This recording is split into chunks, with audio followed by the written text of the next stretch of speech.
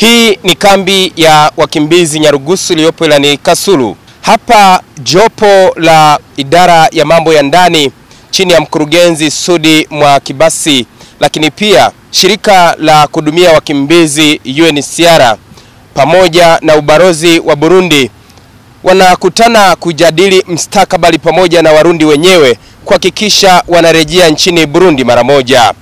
Hii ni kufuatia kusuasua kurudi kwa Warundi wanaohifadhiwa katika kambi za wakimbizi mkoani Kigoma, hasa kwa kambi ya Nyarugusu na Nduta. Na sasa serikali pamoja na Warundi wenyewe kwa maana ya serikali ya Burundi wanakuja na suluhisho kuhakikisha Warundi wanarudi nchini Burundi mara moja. Mkurugenzi wa idara ya huduma kwa wakimbizi Sudi Mwakibasi pamoja na shirika la UNHCR kupitia kwa mwakilishi wake wanatoa kauli. Zaidi ya 90% ya wakimbizi waliopo Nyarugusu na Nduta hawana sifa za msingi za kuwafanya waendelee kunufaika na hifadhi ya kimataifa, na hivyo wazazi kugeuka ni watu wa kuharibu maisha ya baadaye ya watoto wao. Serikali pia katika vikao vya kikanda na kimataifa muda wote iliomba kuungwa mkono kufuta hadhi ya wakimbizi kutoka Burundi kwa kuwa hakuna sababu za ukimbizi wao kwa sasa.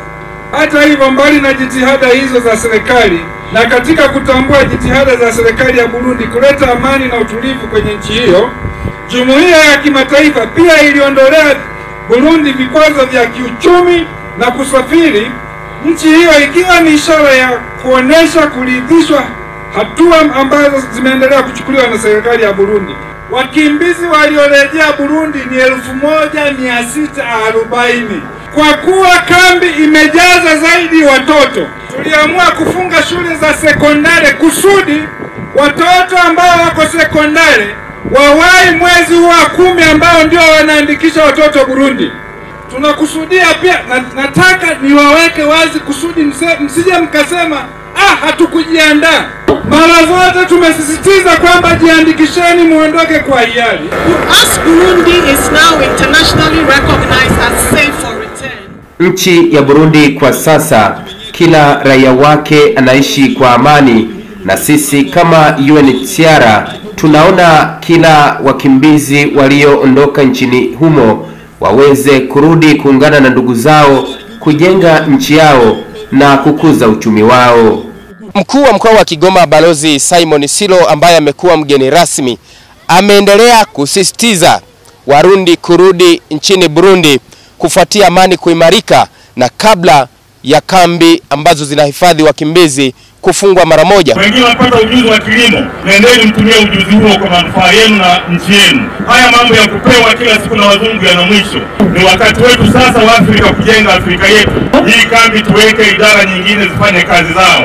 Mvuze ni mnao nzigihu wa kukubera, na nasema kwamba mlikimbia uoga au upepo kwa sababu waliotangaza kufanya mapinduzi walitangazia kwenye redio za vichochoroni za pembeni, hawakutangaza mapinduzi kwenye redio ya nchi. Ndani yenu kuna baadhi ya viongozi ambao wako kwenye ngazi za usalama ambao ni familia zenu waliokimbia 1993. Hakuna mtu hata mmoja ardhi yake au nyumba yake ambazo vimechukuliwa, bado vipo. Mtu kwanza akiwa kwenye asili yake, kwenye nchi yake, inakuwa kwanza ni heshima kubwa na anakuwa na uhakika wa kufanya kitu kile ambacho anaweza kukitengeneza kwa ajili ya nchi au kwa ajili yake yeye na familia yake. Ni tofauti na kuwa nje ya nchi. Mimi mwenyewe kwa tofauti ambao zipo, unapokuwa uko nchini, hata makeke wenye kuchunga geti, anapokuwa ni mwananchi yuko nchini kwake, anajisikia yuko huru na yuko salama.